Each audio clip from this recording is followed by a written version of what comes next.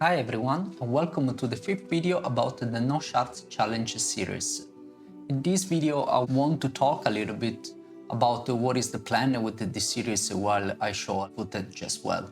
So basically what I'm trying to accomplish with these challenges is just to play the game and try to beat as much content as possible. So I will start to make a couple of charts where basically I show every single progress that I have done, and this comes with both basically finishing the early game content for example the campaign, but as well as having a chart of every single champion that I've got, and this includes also some common and uncommon champion, of course, that no one would care to even level up and consider only food. But for this challenge I believe that one or the other for sure, like army gear or shield guards, I will use. And that's, for example, why I'm showing the footage of each and every one of these champion, even this Jaeger that just came. And I will basically see how many of these also I will level up. The same goes, for example, for all the little challenges. See, for example, how to improve in clan boss and other stuff like this. And then on the meantime, I also show you a couple of things, like for example here that I'm already booking my Kyle and giving them a little bit of potions so that I can ascend it to the 4 level. This will give me possibility to finish some of these champion challenges, as well as get all here the points for the apprentice challenges. I know that, by the way, in the previous video I said that it would have been better to book Michael for the CVC, but at the same time I have to continue progressing. For example, with the boss here, I can finally beat it up thanks to the additional level. That's also quite nice. And then here, basically, you see already the difference on the strength thanks to the possibility to repeat the A2 and the A3 more often with Kyle, thanks to the cooldown reduction. So that is quite needed, because in this way, not only I use the skills that are stronger, but in this way I can also basically get the possibility to use a lifesteal more effectively to heal up more often. Continuing with basically the challenges, I will do the dungeon challenges and all these. I will try also to complete the Arbiter mission. For the Arbiter mission, of course, at the moment I'm locked in, but I have a couple of ideas, and when the time comes, I will show you how maybe we can start progressing with the summoning blockage that I have at the moment.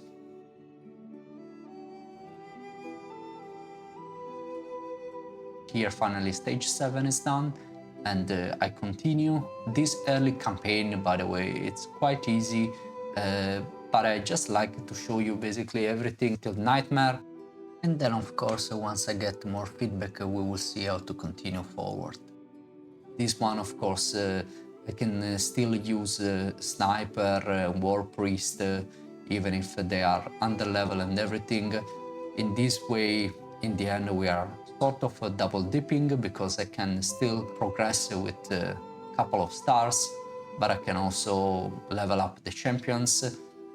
I would have liked here already to use only 2 champions, but they are just too weak at the moment, so that's why I moved to 4 champions, so that they can start to get a little bit of leveling. Either way, I will need to level up and also to beat the same content in the game over and over, because I need to get all the rare champion from all the stages, and potentially even more than once, so that I can get a couple of additional champions for faction wars, for example. So there is no harm in the end when doing what I'm doing at the moment.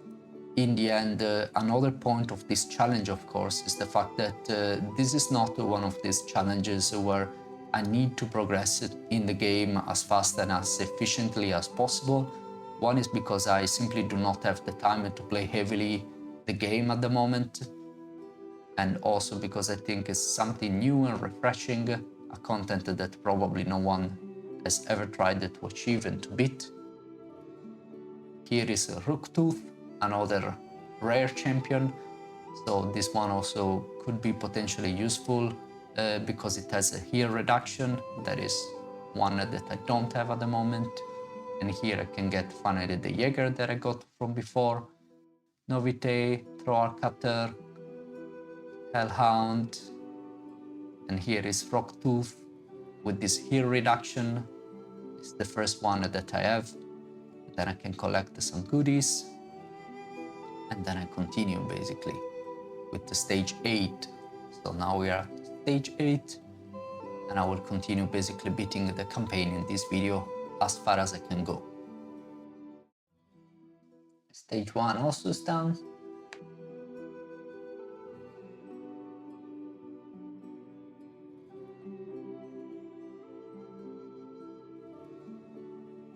Then stage 2 as well. Here I pick up some goodies. This one is a 5-star, that's quite good. Putting a little bit of levels even in Crusader so that it can stay alive. In this way at least I can guarantee myself to take the 2 stars. Although I still need to beat the content once again for the 3-star. Getting already a 2-star can be useful to get a couple of these goodies from the campaign stars requirements. The very last is usually a shard in the campaign, so it's actually pointless to get till the end of the stars for the campaign. But since this type of challenge is about beating everything in the game, of course I will do it nonetheless, because this is how I intended to play the game. And as I mentioned, since this is not one of these challenges where you need to beat the content as effectively as possible, especially I do not have the time to finish all the content every day, I thought this one would have been also a quite nice, relaxing challenge for me. Now stage 6 as well with 2 stars.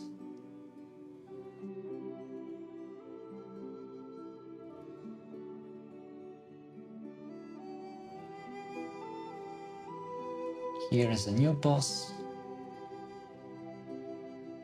I get a new book, quite good because I can continue with leveling up my Kyle. As you can see, I'm not using that epic book on Kyle, for that I will reserve it for epic champions. A couple of levels in the Minotaur, and as you can see here, I'm just using 2 champions instead of 5. The reason here is because the Minotaur gives random scrolls basically to the people, and for this reason you need to basically do it in this way so that you avoid that some of these scrolls they go to the wrong champion and maybe a foot champion. And here I'm continuing to beat it up till I can, just to get a little bit more levels down, and also to start to get some stats on the champions.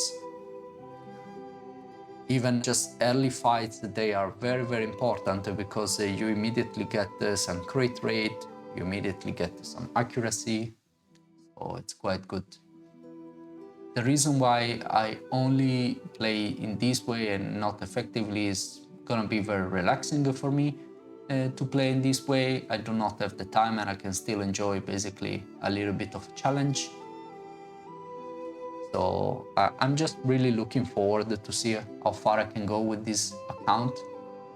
And I think that we will all be surprised of how far you can go to the game without pulling any shards. Because in the end you get so many champions in this game that is quite impressive. Stage 6 of the Minotaur is also done. So here I can get, for example, some crit rate already. Here I get Yeoman, and then I continue.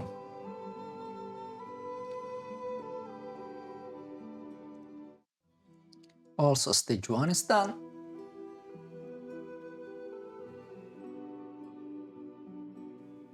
And now I get ready to level 23. So fast.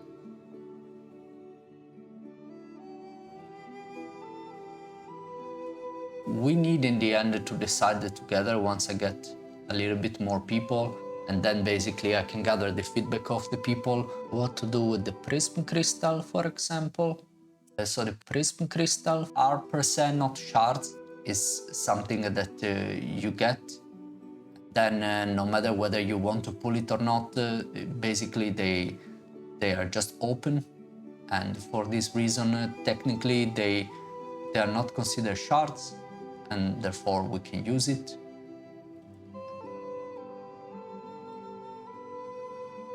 Here is stage 6.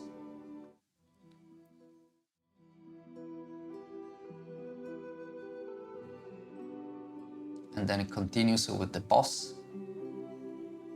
Still nothing that really worries. And it's quite good because in this way even players that have absolutely no understanding of the game, they can easily beat the first levels of campaign just by leveling up a little bit the champions without understanding anything else. Here is Flinger, another rare champion. And here basically this champion has a decreased defense, which is gonna be useful for me because at the moment this is the first decreased defense champion that I got. So for this reason I go immediately to put a little bit of gears on this champion. Here I get the first level when everybody was level up to level 20. Here I get my Flinger. And now basically I can use this decreased defense against the Force Guardian. And what I do here is basically just to put the guy. Essentially I build it without anything, just a little bit of survivability. I didn't even bother to put any accuracy on him, although he's landing a debuff.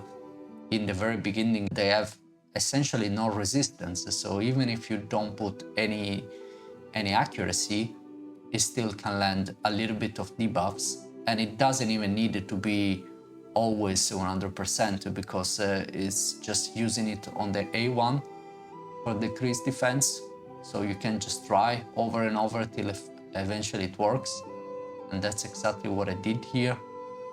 So then here you can see that finally it was able to land this decreased defense and is absolutely doing nothing else aside of this, and that's why in the end that was enough. I beat stage 5 and I can also get this done. And then there is only the spider then left, but this is gonna be for another time. Then I get here, I was using the scroll from before, and now I have to decide what to do with Kyle. I decide, of course, for the accuracy for Kyle, because it's needed for landing his debuffs. And then for War Priest, I go in the end for a little bit more health, so that when she pops up this healing, that can work.